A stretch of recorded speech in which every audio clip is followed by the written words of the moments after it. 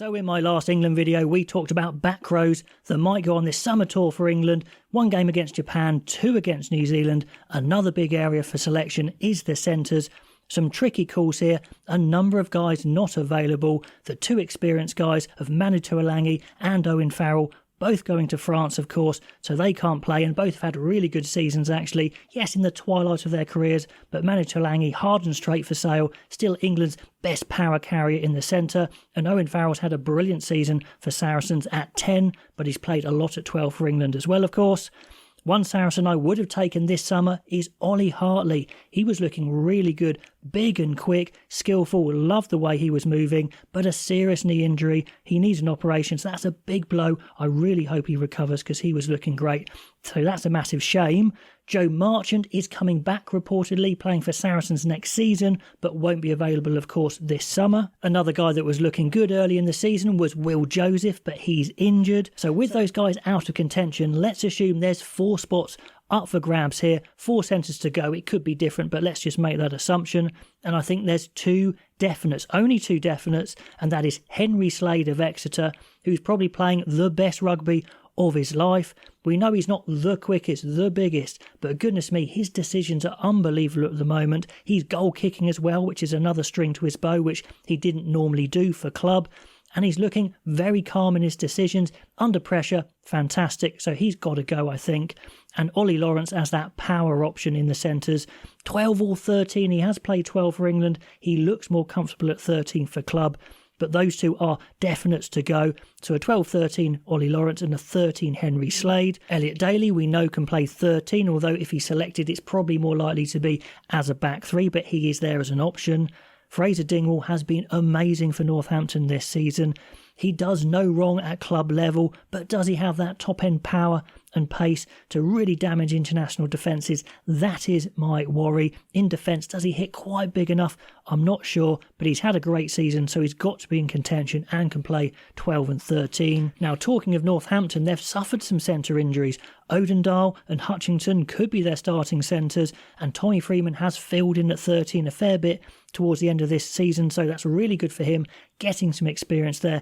Looking pretty good. Again, if he's selected, it's probably going to be more as a back 3, but he could go as a centre as well. Now, England really need inside centres. We know that Manu Tuilagi is not available, or Owen Farrell. Ollie Hartley is injured, so who's going to step up? It could well be Max Ajomo of Bath. Not as big as Ollie Hartley, but very, very skillful, amazing passing range, and he's quite powerful with a good step as well.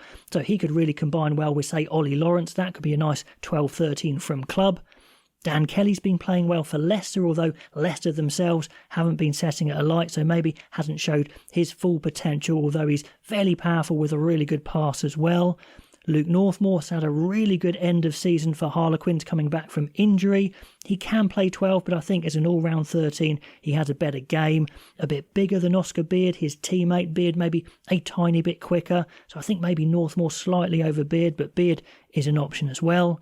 Young centre Tom Litchfield as Northampton has real size and pace on him, maybe a bit naive at times. Do you take him on a summer tour and play him a little bit, or just have him training?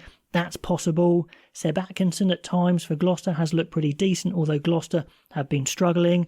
And a real left field one, Zach Wimbush of Exeter, is absolutely huge. 6'6", 17.5 stone, 20 years old. He could just go as a bit of a potential guy, a guy to learn maybe not to play too much. And I know many of you guys mentioned let's play Ben Earl in the centre, and yes, that would be a great idea if he changed for Saracens and played a lot of centre, but A, it's not going to happen, and B, he's so valuable for England's back row, you're not going to take him out there to play in the centres when he hasn't played for club, so it's not going to happen.